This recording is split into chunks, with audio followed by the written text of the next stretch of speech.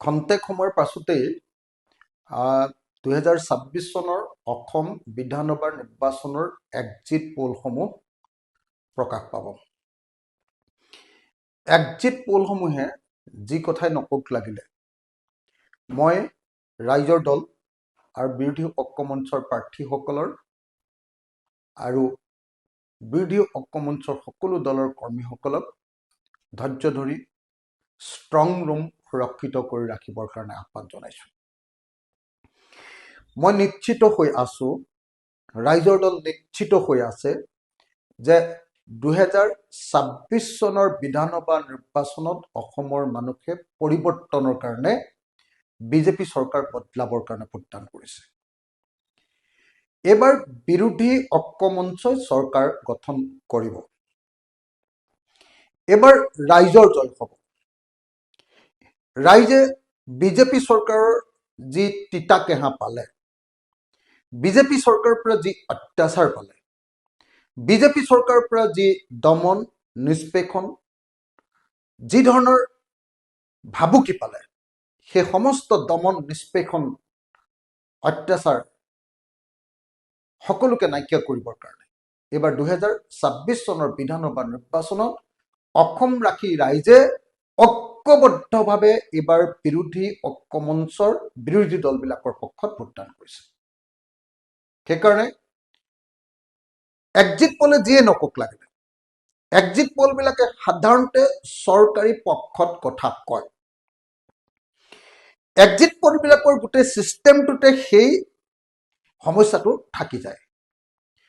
কাৰণ তেওঁলোকে exit pole মানে তেওঁলোকে অসমৰ যিমান মানুহে ভোট দিছে তেওঁলোকৰ পৰা মতামত নলয়।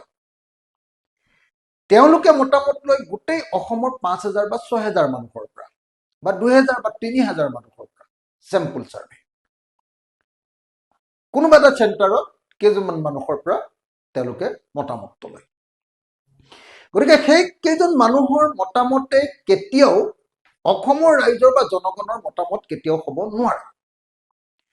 সেইকাৰণে চেম্পল চাৰ্ভে যিয়েই নকওক লাগিলে সেইটোকে একেবাৰে শুদ্ধ বুলি ভাবি থকাটো এটা অবিজ্ঞানসন্মত কথা।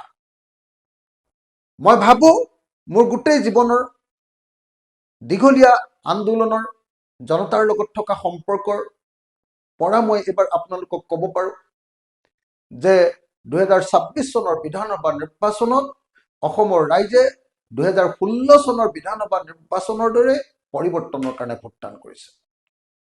2026 চনৰ বিধানসভা নিৰ্বাচনত অসমৰ ৰাইজে এইবাৰ চৰকাৰ সলনি কৰিবৰ কাৰণে, সাম্প্ৰদায়িক ফেচিবাদী চৰকাৰ সলনি কৰিবৰ কাৰণে, হিমন্ত বিশ্ব শৰ্মাক বদলাই দিবৰ কাৰণে ভোটদান কৰিছে। সেইকাৰণে মই সকলো মানুহক ধৈৰ্য ধৰি ৰ'বৰ কাৰণে আহ্বান জনাইছোঁ।